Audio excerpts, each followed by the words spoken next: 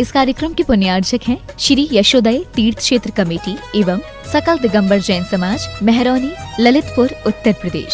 अध्यक्ष राजा चौधरी, महामंत्री राजेश मल्लया, कोषाध्यक्ष मुकेश सर्राफ, गौरव अध्यक्ष श्री कोमल चंद्र सिंघई, श्री प्रशांत सिंघई, परम शिरोमणि संरक्षक श्री निशांत जैन, श्री रॉबिन जैन, शिरोमणि संरक्षक श्री आमोद चौधरी, श्री वीरेंद्र डोंगरिया, परम संरक्षक श्री आलोक चौधरी, श्री विनोद सर्राफ सीए।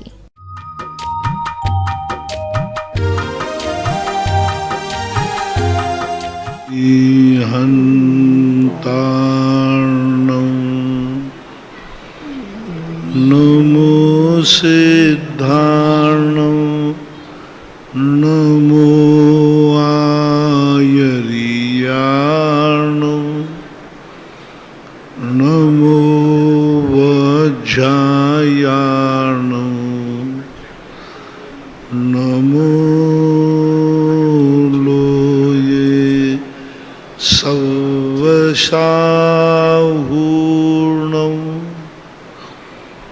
पंच परमेष्टि भगवान की जय हो। आचार्य श्री गुरुवर कुंद कुंद महाराज की जय। आचार्य श्री गुरुवर विद्यासागर महाराज की जय। परम पूजनी निर्व्यापक श्रवण मुनि श्री सुधा सागर जी महाराज की।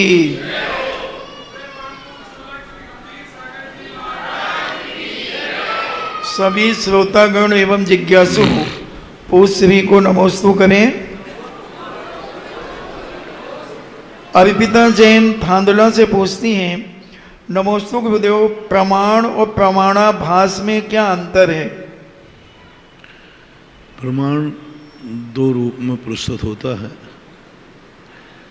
एक प्रमाणिकता के रूप में प्रमाण आता है, एक प्रमाण ज्ञान के रूप में आता है, ज्ञान को प्रमाण कहते हैं। तीसरा सम्यक ज्ञानम प्रमाणम, प्रमाण और नयों के द्वारा जो जाना जाता है वो प्रमाण है। तो अब यहाँ जब सम्यक ज्ञानम प्रमाणम कहते हैं तो पूज्यवर पूज्यपाद स्वामी ने परिभाषा बनाई, याथात्म प्रतिपत्ति इति सम्यक ज्ञानम प्रमाणम। जैसा वस्तु स्वरूप है वैसा ही स्वीकार करना ये प्रमाण है।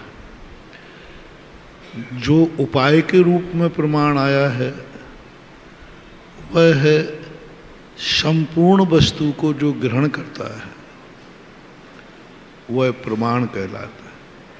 अंग अंगी भेद नहीं करता, पर्याय पर्यायी भेद नहीं करता, वस्तु को समान रूप से ग्रहण करता है वह प्रमाण। जैसे जीव सकलाग्राही प्रमाण। अब जीव ज्ञानवान है, दर्शनवान है, ये सब नहीं। और दूसरा होता है नय। नय और प्रमाण दोनों से जब वस्तु जानी जाए तो वह सम्यक ज्ञान रूप प्रमाण होता है। इसलिए आप कौन सा प्रमाण पूछना चाहते हैं? जब वस्तु को संपूर्ण रूप से वस्तु ग्रहण न होती हो, अव्याप्ति दोष जिसमें आता हो, उसे उपाय रूप प्रमाणाभास कहते हैं। वस्तु जब पूर्णतः सत्य का स्पर्श न कर रही हो उसे प्रमाणाभास कहते हैं। और जो ज्ञान का विषय ना हो के दर्शन का विषय है उसको यदि विषय बनाया जा रहा है तो वो ज्ञान रूप प्रमाणाभास है। लगता है आपका प्रश्न प्रमाण के रूप में यानी सम्यक ज्ञान के रूप में हो सकता है ऐसा। श्रीमती चंदा जैन आष्टा से पूछती हैं, नमोस्तु महाराज जी, अतीन्द्रिय ज्ञान की विशेषताएं क्या होती हैं? अतीन्द्रिय ज्ञान का मात इतना ही अंदर है। ज्ञान जब इंद्रियों का आलम्बन लेता है तो इंद्रिय ज्ञान है। जब वही ज्ञान इंद्रिय के आलम्बन के बिना पदार्थ को स्पष्ट जानता है उसको अतीन्द्रिय ज्ञान कहते हैं। ऐसा। यशवंत सिंह जीएसटी ऑफिसर पूछते हैं, नमोस्तु महाराज जी, हमें चमत्कारों पर विश्वास करना चाहिए या नहीं? चमत्कारों पर विश्वास करना चाहिए या नहीं? चमत्कार ही दुनिया है, चमत्कार पर विश्वास करने का सवाल ही नहीं। एक चमत्कार रूढ़ अर्थ में लिया जाता है, जिसे बहुरूपिया कहते हैं, बंगाली जादू कहते हैं, इंद्र गोपालिया कहते हैं। और एक चमत्कार का अर्थ होता है कि जो वस्तु में छुपी हुई शक्तियां हैं उनको उद्घाटित करना। उज्ज्वल अमृतचंद सूरी महाराज ने चित चमत्कार शब्द का प्रयोग किया। उन्होंने कहा, आत्मा की वह चैतन्य शक्ति प्रकट करो जो अभी छुपी है। दूध में घी दिख नहीं रहा है, घी निकाल देना ये चमत्कार है। जो दिख ही नहीं रहा था, एक एक चीज बूंद करके देखी, कहीं दिख ही नहीं। शरीर में आत्मा कहीं दिख नहीं रहा है, लेकिन फिर भी उस आत्मा को देख लेना ये चमत्कार है। चमत्कार का अर्थ है कि जो अभी प्रकट नहीं है उसको प्रकट करके दिखा देना, इसका नाम चमत्कार है। ऐसे चमत्कार शब्द मात्र मिथ्या ही है, सो बात नहीं। बस चमत्कार जो रूढ़ अर्थ में लिया जा रहा है वह जरूर ठीक नहीं है, लेकिन चमत्कार शब्द जैनाचार्यों ने सम्यक रूप में प्रकट किया है। साधना के बल पर पूज्यवर शुभचंद्र महाराज ने ज्ञानार्णव में लिखा, योगी ध्यान के माध्यम से चमत्कार करता है। छद्मस्त ज्ञान में कभी अरूपी विषय नहीं बनता, लेकिन योगी अपने योग प्रत्यक्ष के माध्यम से उस प्रत्यक्ष को भी अनुभव कर लेता है। जानता नहीं है, लेकिन अनुभव में कर लेता है।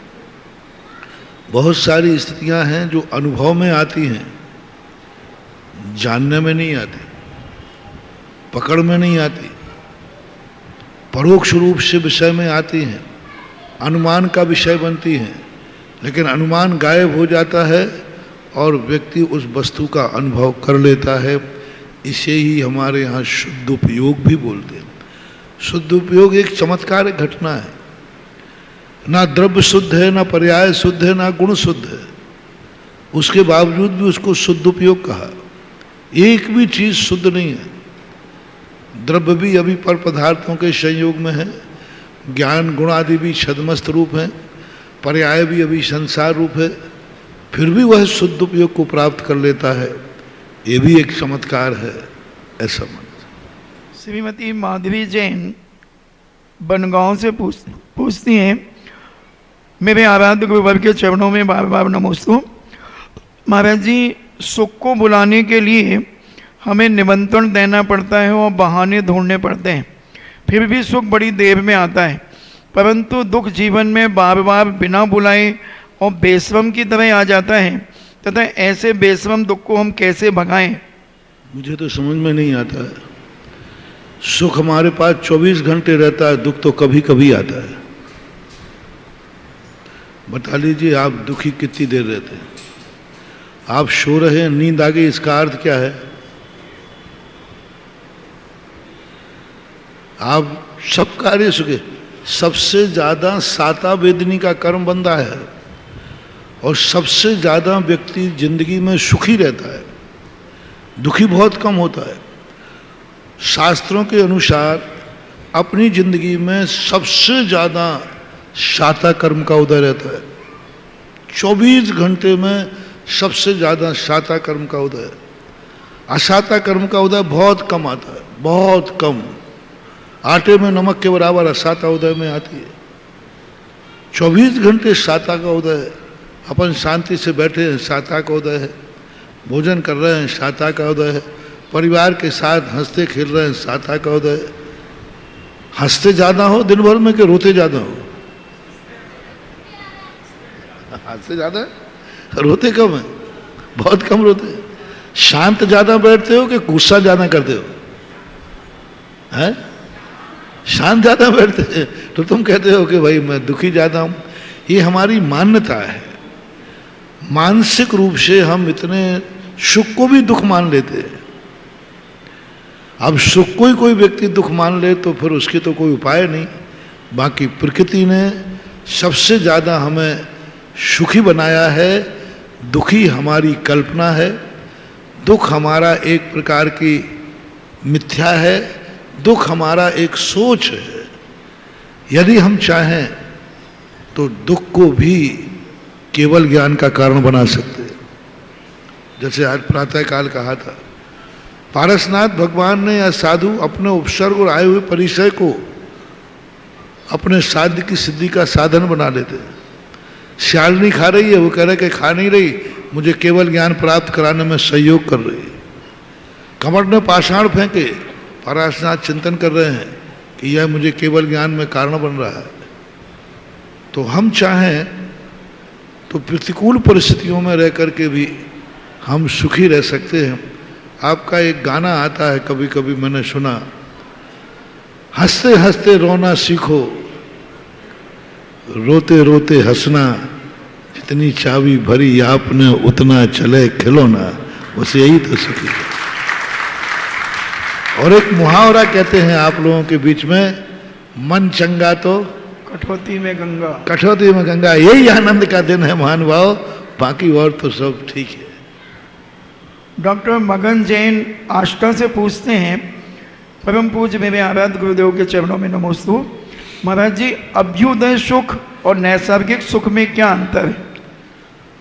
अभ्युदय सुख सांसारिक सुख कहलाता है, इंद्रिय सुख कहलाता है। जो संसार की व्यवस्थाओं के अनुसार ग्रहण किया जाए वो अभ्युदय सुख है, अनैतिक नहीं। शराब पीना अभ्युदय सुख में नहीं आएगा, गंदे कार्य करना अभ्युदय सुख में नहीं आएगा। अभ्युदय सुख वो कहलाते हैं जो संसार को व्यवस्थित ढंग से चलाए जाते हैं, और उन इंद्रिय सुखों को सुख में ये अभ्युदय सुख आता है। और निश्चय सुख कहलाता है पारमार्थिक सुख। ऐसा। इंजीनियर महेंद्र कुमार जैन झांसी से पूछते हैं, नमोस्तु महाराज जी, आगम क्या है? क्या प्राकृतिक, संस्कृत और अपभ्रंश के ग्रंथ ही आगम कहलाते हैं? आगम की परिभाषा है जो शाश्वत सत्य है, जो किसी के द्वारा कहा नहीं जाता, किसी के द्वारा सुधारा नहीं जाता, जो शाश्वत अनादिकाल से चल रहा है, वह आगम कहलाता है। उसी बात को ऋषभ देव कह रहे हैं, उसी बात को अजितनाथ कह रहे हैं, उसी बात को महावीर स्वामी कह रहे हैं, उसी बात को हम और आप कह रहे हैं। 6 द्रव्य जो होते हैं, ये 6 द्रव्य का कथन आगम माना जाएगा। 7 तत्वों का कथन आगम माना जाएगा, क्योंकि 6 द्रव्य ऋषभदेव ने भी कहे थे, महावीर ने भी कहे थे। जो चारों तरफ से अनादिकाल से चला आ रहा है, उसको यथारूप में स्वीकार करने का नाम आगम है। दिनेश कुमार राठौर पूछते हैं, नमोस्तु महाराज जी, एक दिन आपने कहा था कि आप कुछ खोकर कुछ प्राप्त कर सकते हैं, तो हमारा प्रश्न है कि हम कुछ खोकर सब कुछ प्राप्त कैसे करें? खोकर के प्राप्त करना तो वस्तु का स्वभाव है। व्यय हुए बिना उत्पाद नहीं हो सकता। नियम है, उत्पाद और व्यय एक समयवर्ती है। तो वस्तु का स्वभाव ही व्यय और उत्पाद के साथ जुड़ा है, तो हमें सब कुछ नहीं खोना है। जो उत्पाद में बाधक बन रहा है वह खोना है। हमारे लिए वो प्रकाश में बाधक अंधेरा है, अंधेरे को खोना है। जो चीज हमारी पसंद वस्तु में बाधक है उसको खो दीजिए, तो जो पसंद वस्तु है उसका उत्पाद हो जाएगा। सुख यदि चाहिए है तो दुख को खोना पड़ेगा, दुख के कारण खोना पड़ेंगे, दुख के निमित्त कहना पड़ेंगे। पूरे शास्त्रों में सुख प्राप्ति का मामला बहुत कम कहा। प्राप्ति हमें करना नहीं है, हमें निर्वृत्ति करना है। पूरे शास्त्रों में जो उपदेश है वह सब निर्वृत्ति का है, प्राप्ति का नहीं। उन्होंने कहा ये नहीं करो, ये दुख के साधन है, ये दुख के साधन है, ये दुख के निर्वृत्ति करते जाओ। जिन जिन चीज़ों में हमें दुख नजर आ रहा है उनको खो देना ही सुख की उपलब्धि का हेतु है। उसकी अपनी, जैसे मान लीजिए हिंसा है, हिंसा का त्याग दुख का कारण है। हिंसा छोड़ देना, अहिंसा प्राप्त नहीं करना। अहिंसा तो हमारा स्वभाव है, वो तो विद्यमान है, ऐसा मानना चाहिए। अशोक कुमार जैन अहमदाबाद से पूछते हैं, नमोस्तु महाराज जी, रत्नकंडक श्रावकाचार्य में आता है कि धार्मिकों के बिना धर्म का अस्तित्व संभव नहीं है, किंतु कई लोग धार्मिकों की अवमानना करते हैं, तो ऐसा करने से उन्हें कौन सा पाप का बंध होता है? देखो, धार्मिक के बिना नहीं, धार्मिकों का अपमान तो सदा से होता है। इज्जत उसी की बिगड़ेगी जिसकी इज्जत होगी, जिसकी इज्जत ही नहीं उसकी क्या इज्जत बिगाड़ोगे। धर्मात्मा की इज्जत होते तो उसी को बिगाड़ने में। होली के दिन कोई काले कपड़े पहन के आवे और सफ़ेद कपड़े पहन के आवे तो लोग काले कपड़े पे रंग डालने में मज़ा आएगा कि सफ़ेद पे? सफ़ेद। इसी प्रकार से यही स्थिति यहाँ है। धार्मिक व्यक्ति वो सफ़ेद कपड़ा है जिस पर दाग लगाने में मज़ा आता है। अच्छे लोगों को परेशान करने में मज़ा आता है, अच्छे लोगों को बंदी बनाने में मज़ा आता है, बुरे लोगों को नहीं। तो जो स्थितियां अपनी बनती हैं लोगों को मज़ा उसी में आता है। सज्जन को हम सताएंगे तो लोगों को, दुर्जन को आनंद आता है, क्योंकि सज्जन कुछ करेगा नहीं। लोग कहते हैं महाराज जी आप लोगों की कोई इतनी बुराई कर देता है, हम लोगों की इतनी बुराई कोई करे तो हम लोग तो मानहानि ठोक दे। माने कि महावीर स्वामी ने हमें कोर्ट जाने से मना कर दिया, नहीं तो हम भी अभी तक निपटा देते। अब हम लोग क्या करना है? हमने कहा कोई ने गाली दे दी, ठीक है शांत रहो, चुपचाप सहन करो, और गाली नहीं दी है मंत्र बना लो और शांति से बैठो। ओम ह्रीम माँ उराखाए नमः। तो ये है धर्म का, पर धर्मी का अपमान हो नहीं सकता। क्या बड़ा सिद्धांत में तो बहुत बड़ा गजब की चीज जैन आगम में पढ़ी। सारी दुनिया धर्मी का अपमान करे लेकिन धर्मी का अपमान होता ही नहीं। सारी दुनिया धर्मी का अपवाद करे, धर्मी का अपवाद होता ही नहीं। चौथे गुण स्थान से ऊपर कभी भी अयस कीर्ति का उदय नहीं होता। अयस कीर्ति किसे होती है? जिसकी सारी दुनिया में अपयश फैल जाए, उसकी निंदा हो जाए। यदि वो पंचम गुण स्थान वर्त से ऊपर है, चौथे से ऊपर है, तो सारी दुनिया बुराई करती रहे, उसका कभी अपमान होता ही नहीं, क्योंकि उसका सम्मान तो तीन लोक के सौधर्म जैसे महान आत्माएं निरंतर करती हैं। उसे गाली देने से क्या होता है?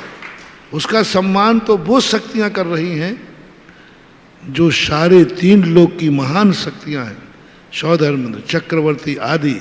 ये जिसका सम्मान करते हो, अब कोई चलने वाला भिखारी उनका अपमान कर दे और एक चक्रवर्ती उसका सम्मान कर दे तो माननीय क्या होगा?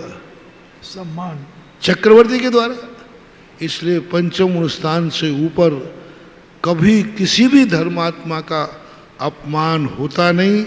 अपमान करने वाला करता है लेकिन धर्मी उसको अपना अपमान नहीं मानता।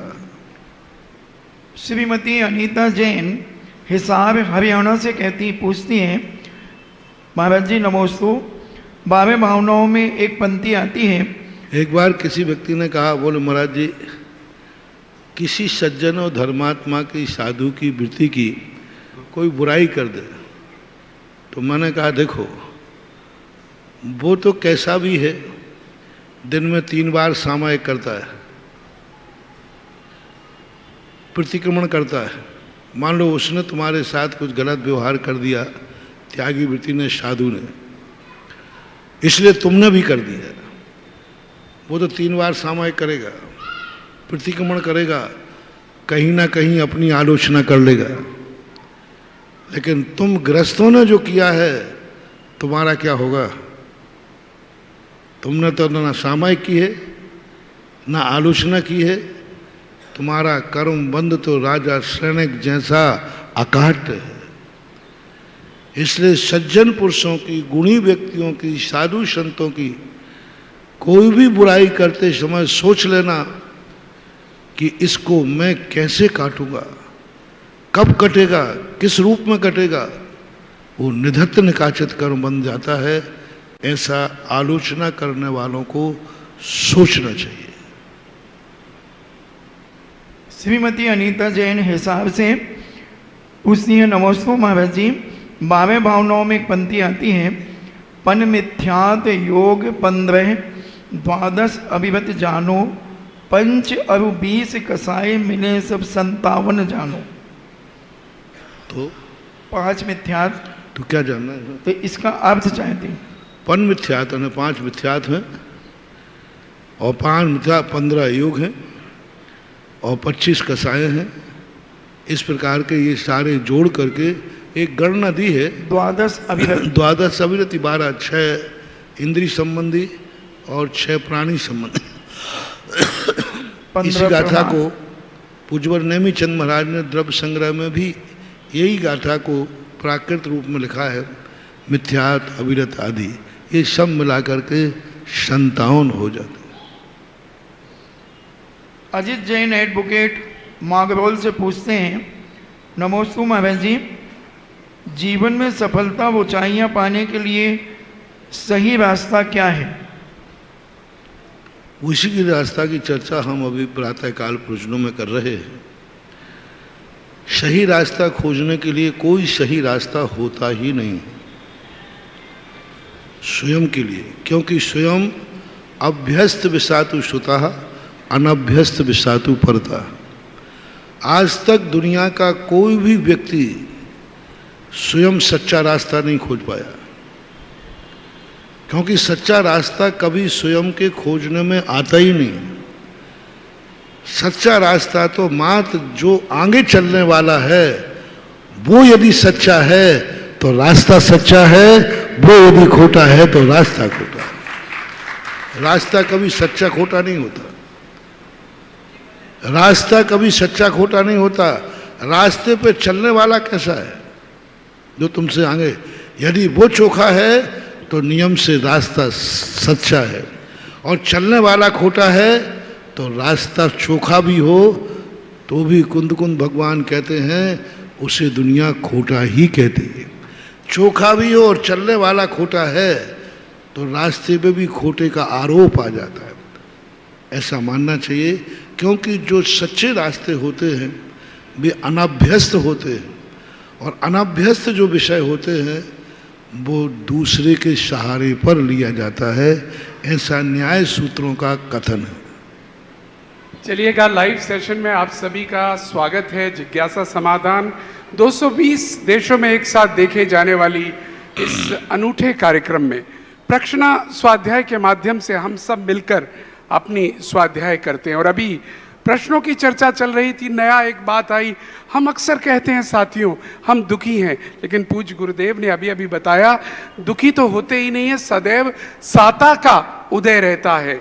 यह तो हमारी कल्पना मात्र है कि हम अपना दुख मान लेते हैं, और कभी कभी तो सुख के पलों को भी हम दुख मान लेते हैं। चिंतन का विषय है, बहुत ही सुंदर बात यहाँ पर कही। आइएगा प्रश्नों को लेकर चलते हैं, और सबसे पहले बुलाना चाहेंगे विद्वान हमारे बीच में बैठे हैं आदरणीय ब्रह्मचारी विनोद भैया जी छतरपुर। प्रातःकाल हमें यहीं बुला लेते हैं, यहाँ आ जाइए, यहीं आ जाइएगा। प्रातःकाल हम चाहते थे आपका स्वागत करना भी, लेकिन पॉसिबल नहीं हुआ, लेकिन जोरदार तालियों के साथ विनोद भैया जी का स्वागत करें। हमारी कमेटी के सदस्य भी माल्यार्पण कर उनका स्वागत करें और प्रश्नों पर चलेंगे।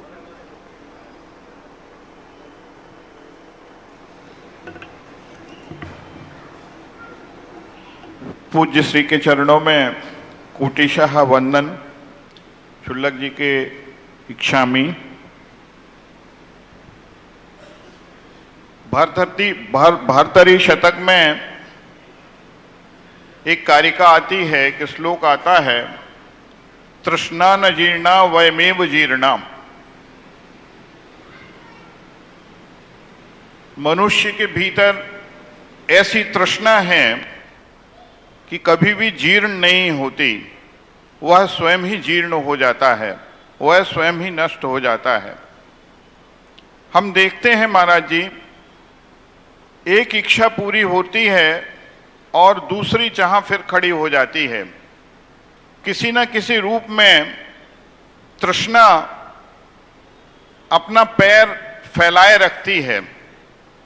थोड़ी सी इच्छाएं पूरी हुई, फिर दूसरी इच्छा, फिर तीसरी इच्छा, इस तरह तृप्ति का कोई ऐसा स्थान प्राप्त नहीं होता कि जहां ठहर जाए। संतों ने ये कहा है कि संतोष एक माध्यम है तृप्ति के लिए, लेकिन देखते हम ये हैं कि यह संतोष भी जल्दी से घटित नहीं होता।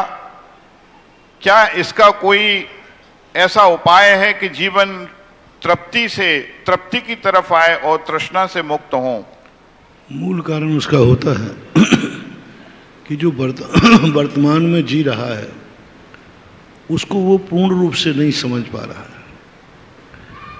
जो वर्तमान में उसको एक क्षण मिला है, 1 रुपया मिला है, वो उस रुपये की कीमत नहीं समझ पा रहा है। वो कहता है 2 रुपया हो तो अच्छा है। जो व्यक्ति ये समझ लेता है कि जो मेरे पास है यही सबसे बड़ा, मैं हमेशा कहता हूँ, एक साइकिल वाला कहता है कि साइकिल कोई जीवन है क्या? एक सूखी रोटी सामने आ जाए किसी के दिवाली के दिन तो कोसता है, ये कोई रोटी है क्या, ये भोजन है क्या? यदि वो सोच ले, इतना सा सोचना है, तृष्णा बिल्कुल खत्म हो जाएगी। कि आज हमारे लिए दिवाली पर सूखी रोटी मिली है, जो मैं कह रहा हूँ कि ये कोई भोजन है क्या, उस समय इतना सोच ले कि दुनिया में ऐसे लोग भी अभी हैं जो दिवाली के दिन सूखी भी नहीं मिली है तो सारी तृष्णाएं खत्म हो जाए। आज ऐसे लोग हैं, तुम्हारे पास साइकिल है, ये कोई वाहन है क्या? उस समय इतना सोच ले कि दुनिया में ऐसे लोग भी हैं जिनके पास अभी साइकिल भी नहीं है। पैदल चलने में ये कोई जीवन है? पैदल चल चल करके परेशान हो जाते हैं। कोई ये सोच ले उस समय कि दुनिया में ऐसे लोग भी हैं जिनके पास चलने को पैर भी नहीं है। बस हमारे यहाँ बहुत अच्छा पूज्यवर कार्तिकेय स्वामी ने हमेशा एक बात कही, जहाँ तुम्हारी महत्वाकांक्षाएं बढ़ने लग जाएं वहाँ थोड़ा पीछे वाले को देखो। पीछे वाले को देखो तुम कितने आगे हो, और जब तुम्हारे अंदर अहंकार बढ़ने लग जाए, तुमने कहा आगे वाले को देखो तुम कितने पीछे हो। कितनी बड़ी सूत्र दिया उन्होंने। जब तुम्हारे मन में बहुत कुछ पाने की इच्छाएं होने लग जाएं तो पीछे वाले को देखो, दुखी लोगों को देखो, परेशान लोगों को देखो, आपको नींद आ जाएगी। इनसे तो मैं अच्छा हूँ, बस सगुन मिल जाएगा। और जब अहंकार बढ़े तो आगे वालों को देखो, किस पर अहंकार कर रहे हो, मेरा नंबर बहुत पीछे है। ये पूज्यवर कार्तिकेय स्वामी ने एक सूत्र दोनों को दिया, पुण्यहीन और पुण्यवान। हमें हमेशा करुणा दया पुण्यहीनों पे करना चाहिए और उनकी तरफ देखना चाहिए और उनको सोचना चाहिए कि वो कहाँ हैं और मैं कितने आगे हूँ, फिर भी मेरे मन में आकुलता आ रही है। तो हमारे अंदर एक शाम बुद्धि बैठालने के लिए एक तत्व दृष्टि दी। संतोष स्वयं कहीं से नहीं आएगा, पीछे वाले को देखने से हमें कुछ संतोष आ सकता है। और या फिर संतोष आने का तरीका एक ही है कि तत्व दृष्टि, तत्व चिंतन, और वह दृष्टि कि जब हमने उतना किया ही नहीं है तो हमें मजदूरी, जब हमने की ही नहीं तो हमें कैसे वेतन मिले। जब मैंने पढ़ाई की ही नहीं तो मैं कलेक्टर कैसे बन जाऊंगा। कलेक्टर बनने के लिए मैंने पढ़ाई की नहीं, दोस्त ने पढ़ाई की थी वो कलेक्टर बन गया। मैंने पढ़ाई की ही नहीं थी, इसे क्लर्क बना, इसलिए वो संतोष धारण करेगा। जब मैंने पढ़ाई ही नहीं है तो मैं कलेक्टर कैसे बनूंगा, क्यों विषाद करूं कि मेरा एक दोस्त कलेक्टर बन गया। तो ये 2 तरीके हैं। एक तो उपादान दृष्टि से अपने उपादान की योग्यता पहचानो। किसी भी कार्य करने के पहले हमारे यहाँ द्रव्य दृष्टि कहा गया, और द्रव्य दृष्टि का अर्थ होता है अपने उपादान को पहचानो हमारे उपादान की योग्यता पहचानने में आने के बाद तृष्णा खत्म हो जाती। दूसरा निमित्त दृष्टि कि हमारे पीछे जो चल रहे हैं उनको देखने के बाद हमारी तृष्णा शांत हो जाती। चलिएगा, अगले प्रश्न के लिए मैं बुला रहा हूं कनकमाला जैन कोटा, और उसके बाद तैयार रहिएगा शिखर चंद जी जैन सिंघई।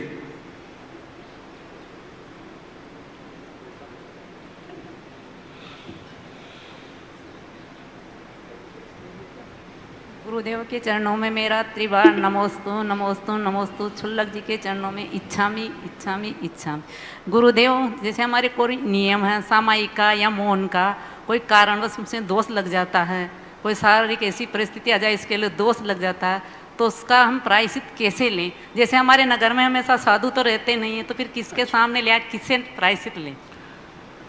देखो, प्रायश्चित एक ऐसी विधा बन गई है कि लोग प्रायश्चित के मूड में दोष लगा देते हैं। कोई बात नहीं, प्रायश्चित ले लेंगे, कोई बात नहीं, प्रायश्चित ले लेंगे।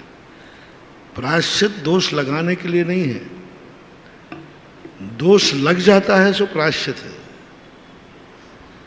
इसलिए दोष लगने पर जो प्रायश्चित होता है वह प्रायश्चित किस क्वालिटी का दोष है, एक आलोचना मात्र है, किस क्वालिटी का, भूल में लगा, मजबूरी में लगा, विपत्ति में लगा, शौक में लगा, मौज में लगा, मस्ती में लगा, किस क्वालिटी का दोष लगा है, प्रायश्चित उसी क्वालिटी का होता है।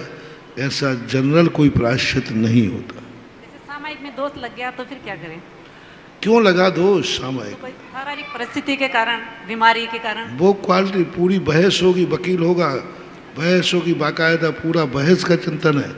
क्यों लगा, किस कारण से लगा, क्या परेशानी थी, तो वो सब चीज़ें देख करके उसी क्वालिटी का प्रायश्चित होता है। कई दोष ऐसे होते हैं जो आलोचना मात्र से निकल जाते हैं। पूज्यवर वसुनंदी महाराज ने मूलाचार की टीका में प्रायश्चित की बहुत अच्छी परिभाषा बनाई। उन्होंने कुछ दोष ऐसे हैं जो आलोचना मात्र से, हाँ मुझे दुख है। कुछ लोग ऐसे होते हैं जो आलोचना के बाद प्रतिक्रमण करना पड़ता है, प्रतिक्रमण से दोष हो जाए। कुछ लोग ऐसे होते हैं जो आलोचना भी करना है, प्रतिक्रमण भी करना है और प्रायश्चित भी लेना है। और कुछ दोष ऐसे होते हैं जो आलोचना, प्रतिक्रमण, प्रायश्चित, और यदि तुमने ये तीनों कर लिए और प्रत्याख्यान नहीं किया तो वो दोष ज्यों का त्यों बना रहता है। तो अब क्वालिटी देखना है कि वो किस क्वालिटी की है। चलिएगा, प्रायश्चित करने से पहले सोच लीजिएगा, हमने बहुत आसान बना दिया इस शब्द को, शिखर चंद जी साहब, और उसके बाद आ जाएंगी कृतिका जी जैन। तैयार रहे। इस समूह शरण में विराजमान निमित्त ज्ञानी गुरुवर के चरणों में बारंबार नमोस्तु नमोस्तु नमोस्तु। छुल्लक जी महाराज को इच्छामी इच्छामी इच्छामी। महाराज जी, मेरा एक प्रश्न है। यद्यपि सुबह बहुत कुछ हल कर दिया था आपने कि जैसे कोई हमारे ऊपर वार करता है, कोई गाली देता है या चांटा मारता है, और हम हंस के उसको बुलाते हैं, हंस जाते हैं और बुलाते हैं, भैया इधर आओ, तुमने अच्छा किया, ये तुम्हारी गलती नहीं है, गलती तो हमारी है। भाई क्यों गलती है? कि भाई पिछले जन्म में निश्चित रूप से हमने आपको गाली दी होगी या गलत काम किया होगा, तभी तो दे रहे हो, और वैसे क्यों देते हैं आप? इसके लिए हम भूमिका देखी जाएगी, भूमिका देखी जाएगी। यदि वो सामने वाला कहता है साहब हमने तुम्हें थप्पड़ मार दिया, बोले पिछले जन्म में आपने मारा होगा, उसको एक जम के दो, बोले साहब आपने कहा, बोले तूने मुझे मारा होगा। तो ये भी हमारे यहाँ परिभाषा है, ये भी हमारे परिभाषा है। तो ये जो विषय होते हैं नीतिगत होते हैं। गांधी जी कहते हैं एक थप्पड़ के या तो दूसरा गाल कर दो, ये नीति है। यदि बेटे को ऐसा कर दोगे तो मामला गड़बड़ हो जाएगा।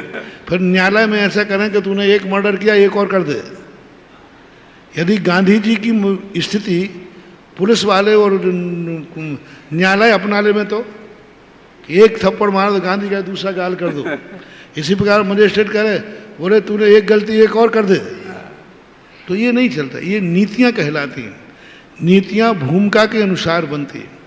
जब हमारे मन में संक्लेश होने लग जाए सामने वाला हमें इस बदनीयत से गाली दे रहा है कि हमारी शांति भंग हो जाए, हमारा धर्म छूट जाए, तो उसको चुनौती दे दे कि तू कितनी गाली दे दे, मुझे क्रोध नहीं ला सकता है, क्योंकि मैं तुझे रोक नहीं सकता। दो चीजें, पहले सामने वाले को रोको। क्या तुम्हारी रोकने की भूमिका है? क्या तुम उसको रोक सकते हो? क्या तुम उसको समझा सकते हो? नहीं समझा सकते, नहीं रोक सकते। तो फिर दूसरा तरीका है, अपने आप को समझा लो। अपने आप को समझा लो, या तो उसको समझाओ या स्वयं को समझाओ। और दोनों के अलावा तीसरा मार्ग है, ना वो समझे ना तुम समझो, तो फिर होने दो धमाधम, वो भी करता जाए और हम भी करते जाए। महाराज श्री, एक प्रश्न मेरा और है, छोटा सा है। मुझे अभी अभी याद आ गई 29 साल पहले की। 29 बरस पहले जब आप झांसी से चलकर यहाँ पंच कल्याण कराने इसी मंदिर में आ रहे थे, तो निमित्त ज्ञान से आपको लगा कि कुछ अनर्थ होने वाला है। अब वो अनर्थ क्या होने वाला है, आप बार बार सोच रहे थे भाई क्या बात है, क्या कारण है, क्या अनर्थ होने वाला है, और वो हुआ। लेकिन आपके निमित्त ज्ञान से और पता ही नहीं चलेगा कब हुआ और कब नहीं हुआ। हम लोग तो भगवान का जन्म कल्याणक मना रहे थे, हाथियों पर बैठे आनंद ले रहे थे। हमको मालूम पड़ी, हमारा मन बड़ा क्लेशित हुआ कि ये क्या हुआ।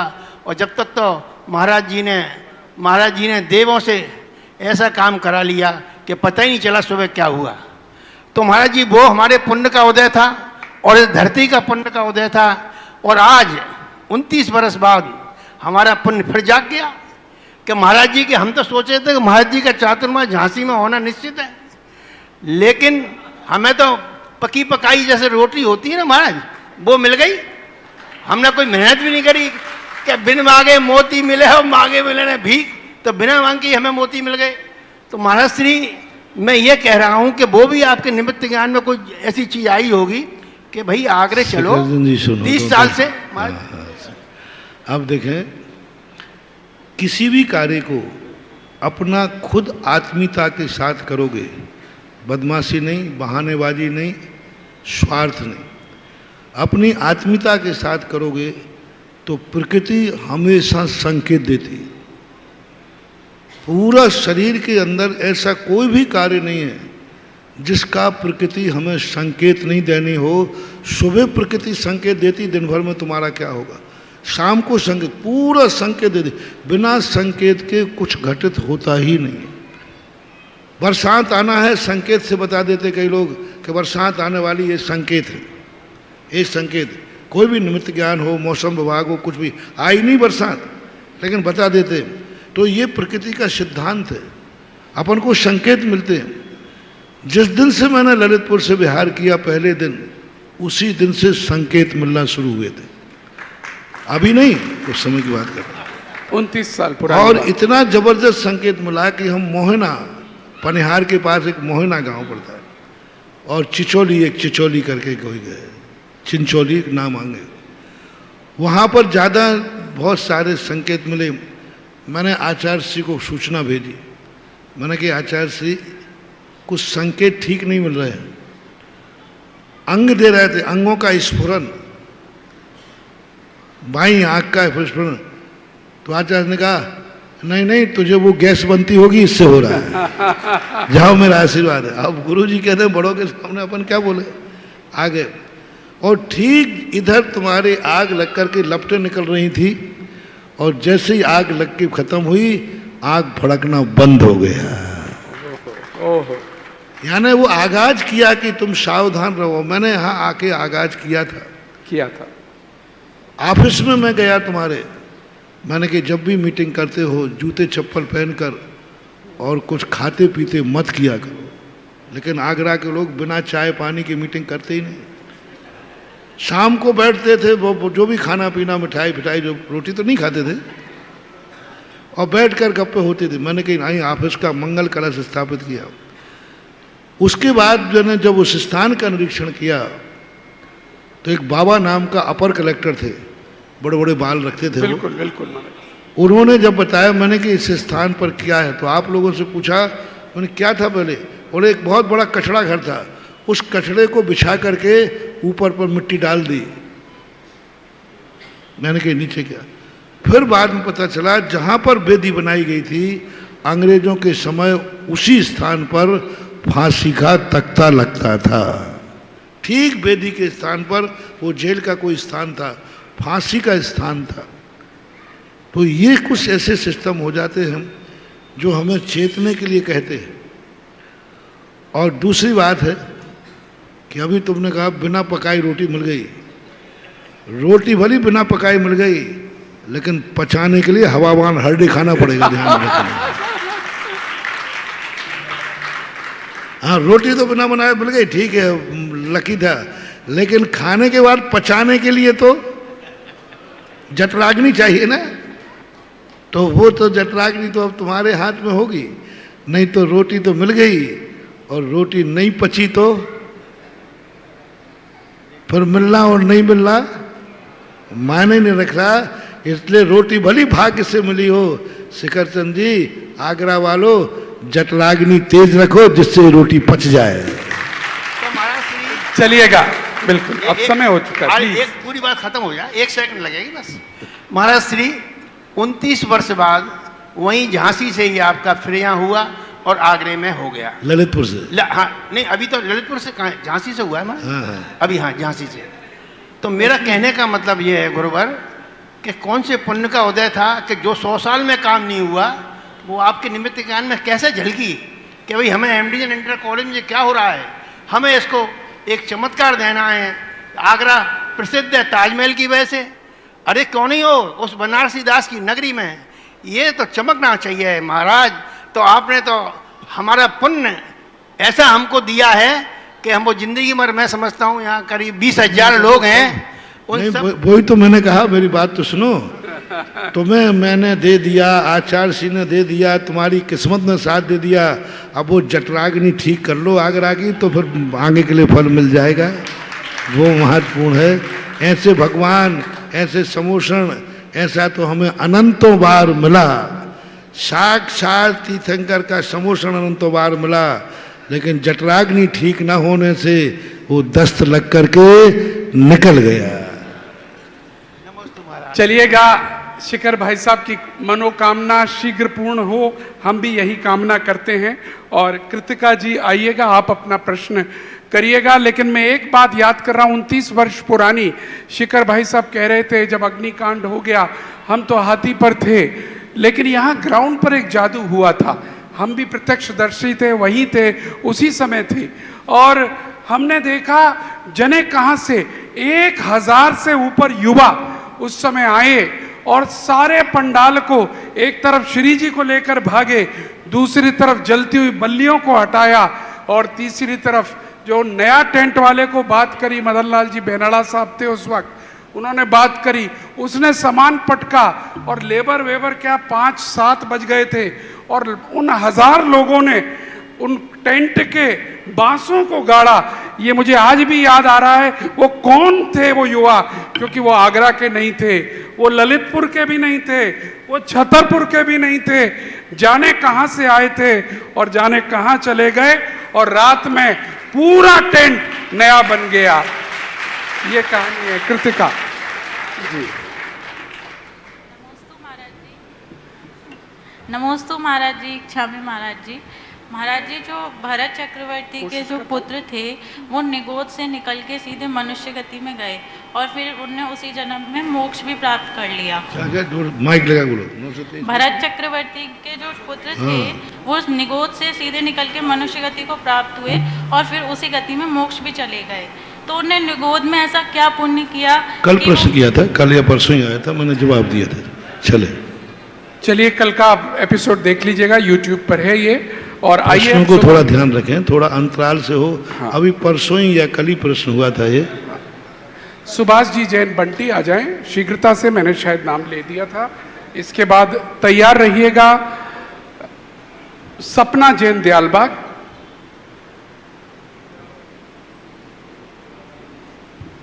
मेरे गुरुदेव के चरणों में कोटि से नमन, छुल्लक जी के चरणों में कोटि से नमन। भगवान कमलानगर समाज की ओर से, समस्त कमलानगर समाज की तरफ से कोट से नमन। भगवान, आपने जिस मंदिर को 30 वर्ष पूर्व सूर्य मंत्र दिया था, मैं उसी मंदिर की व्यवस्था में लगा हुआ हूँ। महाराज जी, मेरा प्रश्न ये है कि कुछ पुजारी ये कहते हैं कि ज़्यादा जल से अभिषेक करने से भगवान का हमको ज़्यादा पुण्य मिलेगा, और जितना हम गंधोदक ज़्यादा बनाएंगे वो उनसे जीवों का ज़्यादा कल्याण होगा। मेरी शंका का समाधान करें। कोई भी चीज़ खपत के अनुसार बनाई जाती है। आप जब पानी भरते हैं घर में तो यूं भरते जाते हैं कि जितनी खपत है उतनी भरते हैं। तो गंधोदक जो बनाया जाता है वो खपत के अनुसार बनाना चाहिए, एक बात। दूसरा, कभी कभी अनुष्ठान होता है और अनुष्ठान में जो गंधोदक बनता है वह अलग चीज़ है। नित्य नियम उतना ही डालना चाहिए जितनी उसकी खपत हो जाती है। मैंने गंधोदक को विसर्जित करने के लिए कहीं भी उल्लेख नहीं सुना, किसी भी शास्त्र में कहीं नहीं देखा गंधोदक कहाँ विसर्जित करें, कैसे विसर्जित करें, क्योंकि विसर्जित लायक होता ही नहीं था। जितना चाहिए है उतना ही बनाया जाता था। अब रही बात अनुष्ठान वगैरह की, बड़ी शांति धारा आदि की, तो ये अपवाद मार कहलाते हैं, इनको छोड़ करके। चलिएगा, बहुत बहुत धन्यवाद। और यह है बात अक्सर मंदिरों में आती है, ध्यान में रखने योग्य है। सपना जी दयालबाग आ जाइएगा और इसके बाद तैयार रहिएगा महेश जी जैन। मुनि पुंगव सुधा सागर जी महाराज जी के चरणों में त्रैवार नमोस्तु नमोस्तु नमोस्तु। गंभीर सागर जी महाराज जी के चरणों में त्रैवार इच्छामि इच्छामि इच्छामि। महाराज जी, मेरा प्रश्न यह है कि हम जो पूजा में आह्वान में लौंग चढ़ाते हैं ठौने में, उसके विसर्जन का सही प्रारूप क्या है? कोई कुछ बताता है, कोई कुछ बताता है, सही मार्गदर्शन दीजिए। वो एक संकल्पित लौंग है, एक संकल्पित चावल, प्रतिष्ठित नहीं है। स्थापना उसको बोलते हैं, लेकिन वो स्थापना निक्षेप नहीं है। स्थापना बोलना अलग चीज़ है और स्थापना निक्षेप अलग चीज़ है। वो स्थापना है, स्थापना में हमारे लिए संकल्प पूर्वक किया जाता है। ये पूजा की स्थापना है, आदिनाथ भगवान की पूजा की स्थापना। तो पूजा की स्थापना को बोलने में ही आता, मैंने आदिनाथ की स्थापना की। वो आदिनाथ की पूजा की स्थापना है, क्योंकि हमारे यहाँ भगवान की स्थापना बिना पंचकल्याणक के नहीं होती। हमारे यहाँ भगवान की स्थापना प्राण प्रतिष्ठा पूर्वक होती है। हमारे यहाँ लौंग में मात भगवान कह देने से वो स्थापना नहीं हो जाएगा। शतरंज की गोटियों में स्थापना करना और पूज्य स्थापना में अंतर है। शतरंज आदि गोटी में मान लेने पर वो स्थापना हो जाती है कि ये गोटी घोड़ा है, लेकिन स्थापना निक्षेप पूज्य में जब तक पंचकल्याणक आदि नहीं होता है तो वह पूजनीय स्थापना नहीं मानी जाती। मूर्ति की स्थापना तो वही शिल्पी कर लेता है, चिन्ह बनाता है, ये महावीर स्वामी की मूर्ति है, लेकिन वो पूजनीय नहीं है। उसके लिए पंचकल्याण की प्रतिष्ठा होगी। चामुंड राय ने 40 साल के अंदर, पूज्यवर आचार्य चामुंड राय हुए हैं जो गोमतेश बाहुबली के निर्माता, बाद में उन्होंने मुनि दीक्षा ली। उन्होंने एक 40 सार नाम का ग्रंथ लिखा, पंडित जी साहब पन्नालाल जी ने हिंदी की है। तो उसमें उन्होंने एक बहुत अच्छी बात की कि बोले इस कलयुग में आदि में चावलों लवंग आदि में भगवान की स्थापना नहीं मानना चाहिए, अन्यथा इसमें अभिनय की बहुत संभावना है। मान लीजिए आपने भगवान की स्थापना मान ली, अब उसको विसर्जित कब करोगे? अब वेदी पर रखा रहने दो, है ही नहीं है। तो ये पूजा की स्थापना है, संकल्प के चावल है, इनको अखंड रूप से कुछ चावल लौंग चावल आदि चढ़ा करके करना, और पूजा खत्म होते ही उस पर पानी डाल करके या उसको वहीं विसर्जित करके ये कह देना चाहिए हमारी पूजा खत्म हो गई। ये लॉजिक है उसका। नमोस्तु गुरुवर। चलिए महेश जी, आपका प्रश्न और उसके बाद तैयार रहिएगा अर्चना जी इंदौर।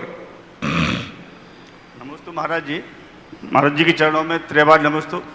गंभीर सागर जी के चरणों में 3 बार इच्छा भी। महाराज जी, ये प्रश्न मेरा नहीं है, किसी ने पूछवाया है। महाराज जी, वो ये जानना चाहते हैं कि किसी की मृत्यु हो जाती है तो कभी कभी अगले दिन उनके दाह संस्कार होता है, तो 13 दिन कब से काउंट हों? दाह संस्कार अगले दिन होता है?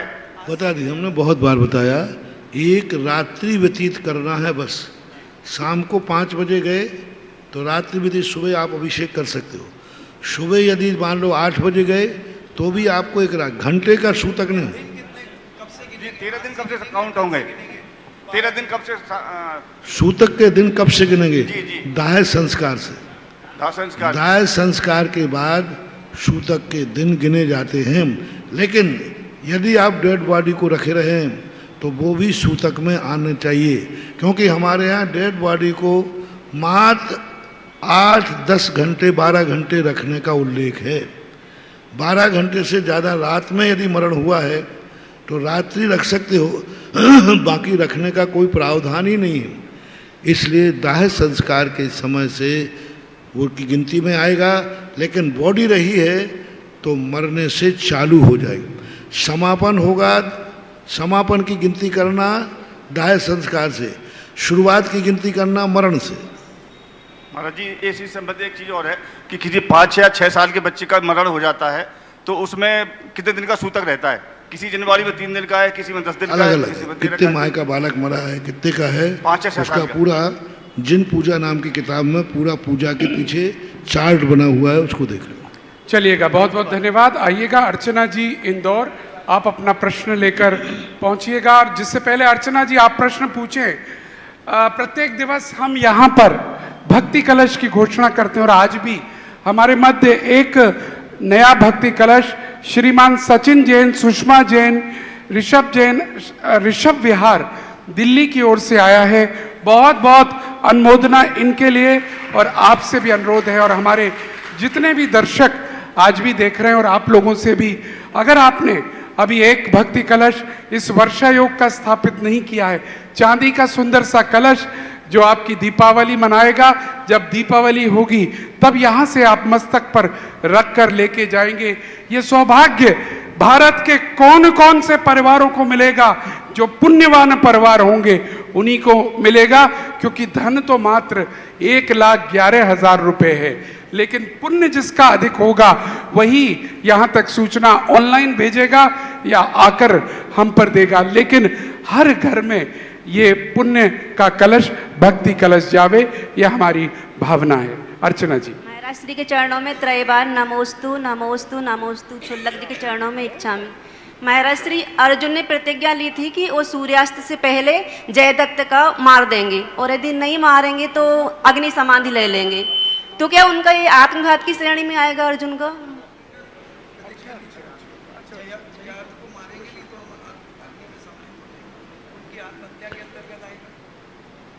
ये क्या होता है, उनको इतना विल पावर होता है कि मैं शाम तक उनको मार ही दूंगा। अर्जुन आत्महत्या कर ही नहीं सकते थे क्योंकि वे तद्भव मोक्षगामी थे, लेकिन क्रोध में आवेश में आकर व्यक्ति ऐसा बोल देता है तो ऐसी उनकी आत्माएं उन्हीं को बुलवाती हैं जिनको हारना नहीं है, नियम से जीतना है। कैसे भी करके जीतेगा। आज तक जिन जिन लोगों ने ये प्रतिज्ञाएं की हैं उनमें से बताओ कौन मरा है?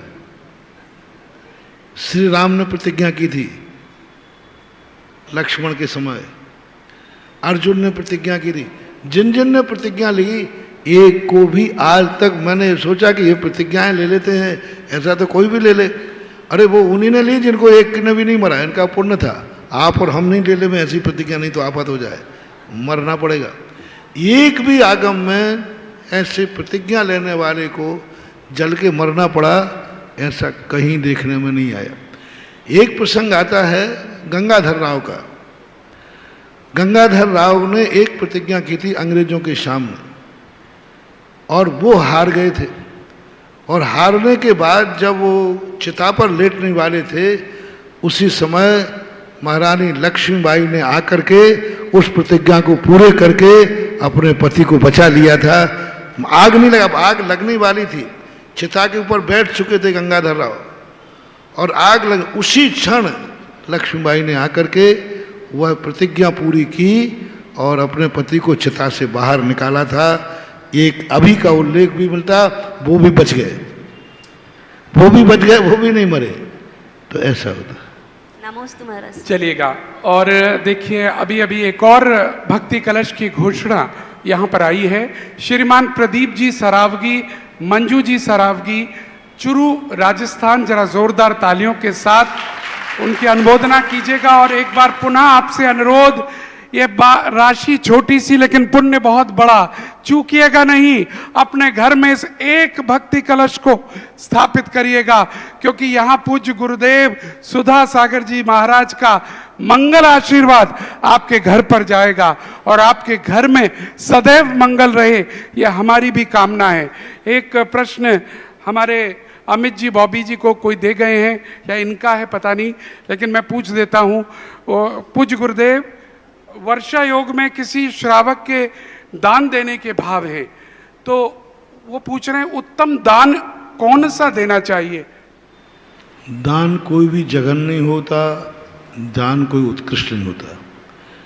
किस समय कौन से दान की भूमिका है, आवश्यकता है, वही दान श्रेष्ठ माना जाता है। किस समय कौन सा प्रसंग चल रहा है, किस समय कौन सी आवश्यकता है। बीमार व्यक्ति को औषधि दान की जरूरत है, भूखे व्यक्ति को आहार दान की जरूरत है, भयभीत व्यक्ति को अभय दान की जरूरत है। तो दान कोई महत्व नहीं, क्योंकि ये अनुग्रह के लिए दिया जाता है। स्वस्याति सर्गो दानम अनुग्रहार्थम। अनुग्रह यानी सामने वाले का उपकार होना चाहिए। तो जिस चीज से उपकार होता है उस समय वही चीज महत्वपूर्ण और मूल्यवान होती है। चलिए, और मैं बुला रहा हूँ निरंजन जी जैन राजपुर चुंगी, आ जाइए। और उसके बाद पंकज जी कावेरी विहार, तैयार रहिए।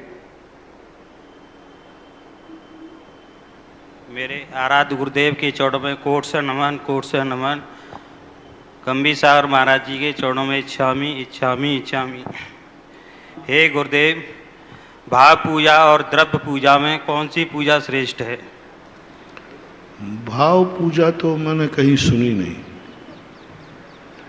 हमने तो द्रव्य भाव सहित पूजा सुनी है। भाव पूजा बात अर्घ्य में तुम बोलते हो भाव पूजना करे करावे, ये तो तुमने रच लिया। भाव द्रव्य के बिना होता ही नहीं है। मुनियों को भी द्रव्य लिंग के बिना भाव लिंग नहीं, द्रव्य पूजन के बिना भाव पूजा होती ही नहीं। द्रव्य पूजा गृहस्थ के लिए अनिवार्य है। द्रव्य की पूजा भाव सहित करो। क्रिया रहित धर्म नहीं होता है, भाव सहित क्रिया करो। तो द्रव्य पूजा भाव सहित करने का प्रावधान है। द्रव्य छोड़ करके भाव पूजा से काम चल जाए तो फिर ऐसा करो, भोजन करने की अपेक्षा भाव से भोजन कर लो। क्या बात है, भाव से भोजन करो, खूब जम के खाओ, डकार लो और चलो भाव से भोजन करो। दिन में करो, रात में करो, जब करना हो करो। आफत तो द्रव्य भोजन में है। जीव भाव भोजन में मरेंगे कि द्रव्य भोजन तो द्रव्य के बिना कोई क्रिया नहीं होती। यही तो सबसे बड़ी चीज भूल हो रही है। संसार के कार्यों में व्यक्ति द्रव्य के बिना भावों में संतुष्ट नहीं होता। परमार्थ के कार्यों में कहते अपन तो भैया भाव शुद्ध रखते हैं, द्रव्य नहीं। ये सब बहाना है, ये सब बहुत बड़ा बहाना। द्रव्य के बिना भाव होते ही नहीं शुद्ध, ऐसा नियम है। चलिए, और उसके बाद तैयार आ जाएं पंकज जी। राहुल बिहार समाज की तरफ से गुरुदेव के चरणों में त्रैवार नमोस्तु इच्छामि। गुरुदेव, मेरा प्रश्न ये है कि क्या आगम के अनुसार मानव या मानव रहित विमान चांद पे जा सकता है क्या? मानव सहित विमान या मानव रहित विमान? आगम के अनुसार तो नहीं जा सकता। आगम के अनुसार चंद्रमा का स्वरूप ही भिन्न है, वो तो देवताओं का घर है। अब विज्ञान कहाँ जा रहा है, कहाँ पहुँच रहा है, ये हमारे ज्ञान का विषय नहीं है। प्रत्यक्ष रूप से जाकर के वो क्या स्थिति कर रहा है हमें दिखा रहा है, कंप्यूटर में दिखा रहा है। ये सब उनका फिट किया हुआ है। अब उनके फिट किया हुआ विज्ञान कभी प्रमाणिक नहीं हो सकता, क्योंकि विज्ञान आज प्रमाणिक है कल वही अप्रमाणित कर देगा। सैकड़ों वर्षों तक चलता रहा कि चंद्रमा एक है, अब वही दुनिया थी, वही चंद्रमा घूम रहे थे, अब कहने लगे चंद्रमा। हम 2 चंद्रमा मांगते थे तो कहते झूठा है, शास्त्रों में झूठा लिखा है, 2 चंद्रमा होते ही नहीं। सारे विज्ञानों ने खोल लिया चंद्रमा एक है, अब वही कहने लगे चंद्रमा 2 है। तो वो इनकी स्थितियां धीरे धीरे करके आगे आगे क्या होती हैं, आगम के अनुसार चंद्रमा पर नहीं पहुंच सकता है। नमस्ते गुरु। श्रीमती नीलिमा पाटनी जी आ जाएं, और इससे पहले जब तक वो यहाँ पर आएंगी, आ जाएं नीलिमा जी। मैं अनुराग जी तड़ैया ललितपुर से अनुरोध करूंगा, आएं। अभी तो दूरी में अंतर है। विज्ञान चंद्रमा को पहले मान रहा है, सूर्य बाद में है। जैन दर्शन कहता है सूर्य पहले है, चंद्रमा बाद में है। दूसरा, विज्ञान मान रहा है कि पृथ्वी घूमती है, सूर्य स्थिर है। सूर्य अपनी परिधि पे ही घूम रहा है, लेकिन पृथ्वी आदि जो हैं ये सूर्य के चक्कर लगा रहे हैं। तो बहुत सारे मतभेद हैं। नमोस्तु महाराज जी। महाराज जी, मेरा प्रश्न बहुत छोटा सा है। मुझे सिर्फ इतनी सी जिज्ञासा है कि दीक्षा के समय मुनि महाराजों के नाम किस तरह तय होते हैं, और मुनि महाराजों के नाम के आगे सागर शब्द का यूज जो होता है। बेटा जब बच्चे का जन्म होता है तो नाम तय करने में मम्मी पापा की इच्छा होती है, सिंटू रख दें चाहे पिंटू रख दें। इसी प्रकार दीक्षा के समय लेने वाले को कोई पता नहीं रहता, गुरु जो नाम उसके मुख से निकल जाता है वही वह नाम का प्रसिद्धि हो जाता है। इसलिए वो निर्णय गुरु के आधार पर होता है, जैसे आप लोगों के निर्णय माता पिताओं के आधार पर होते हैं। रही बात उसके साथ सम्मान सूचक शब्द लगाने की, आप लोगों के साथ भी सम्मान शब्द था। कोई ना कोई गृहस्थ के नाम के साथ कुमार, चंद आदि लगते थे।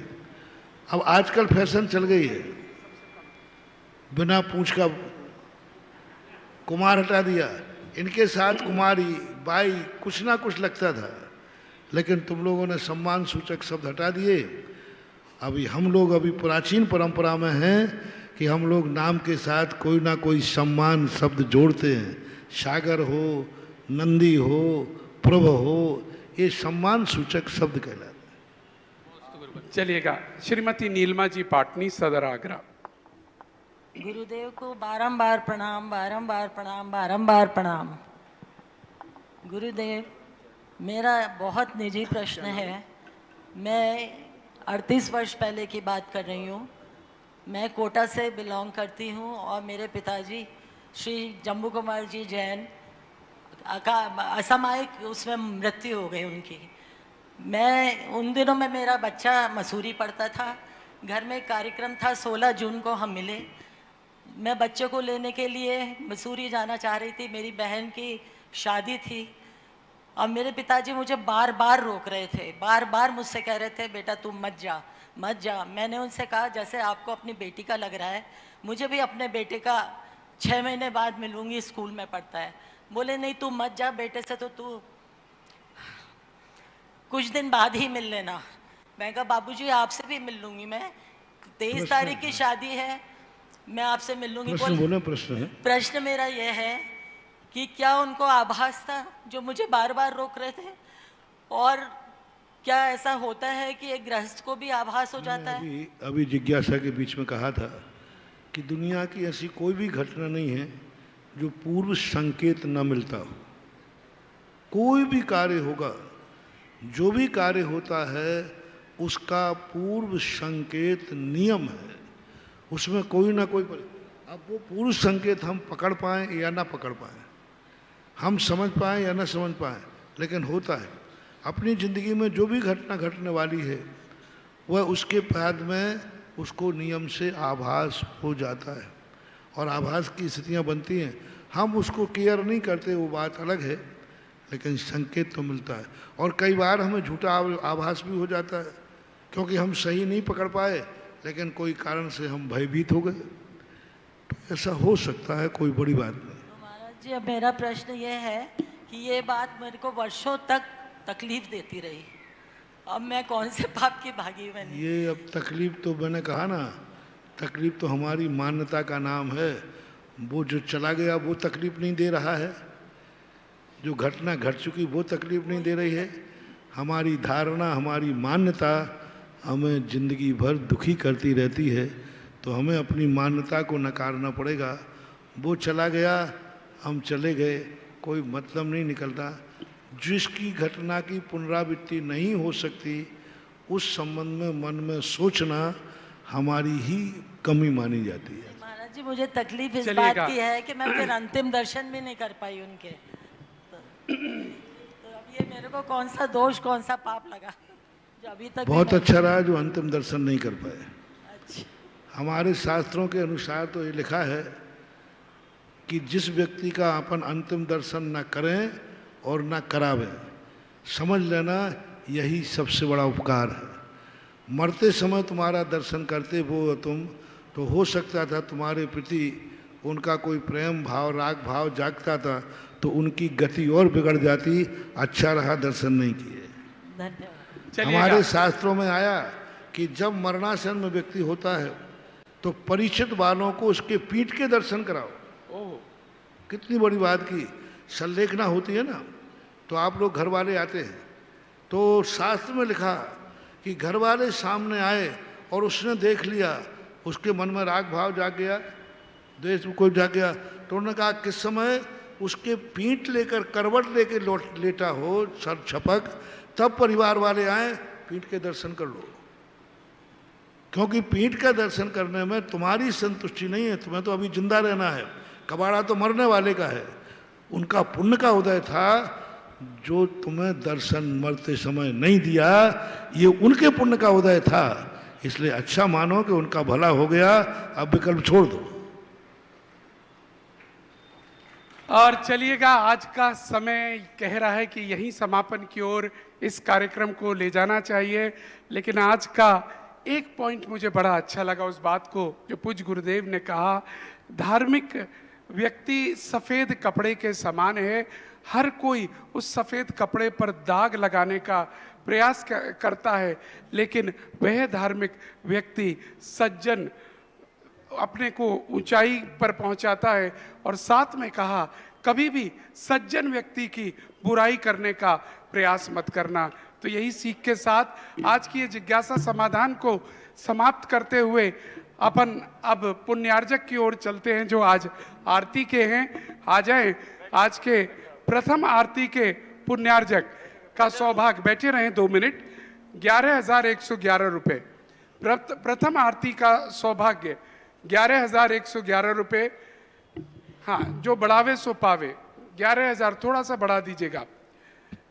21,221 रुपया, 21,221 रुपया प्रथम आरती, 21,221 रुपया, 21,221 रुपया एक, और 21,221 रुपया एक और नाम आया हुआ है। अगर उनको बढ़ाना हो तो बढ़ा सकते हैं, नहीं तो द्वितीय आरती में रखूंगा उनको।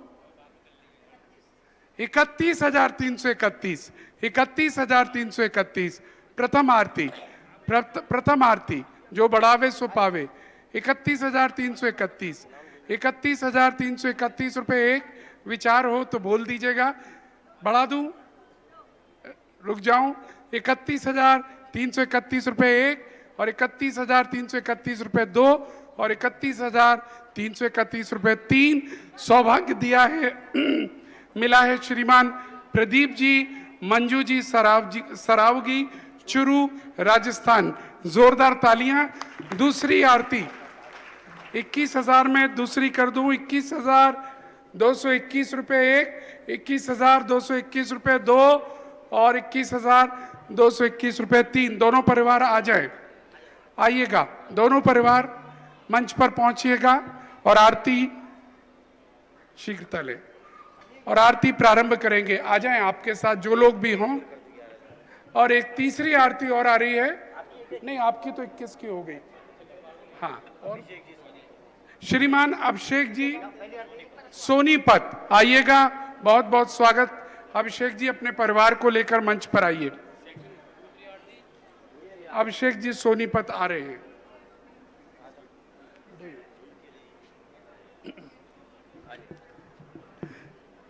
आरती प्रारंभ की जाए।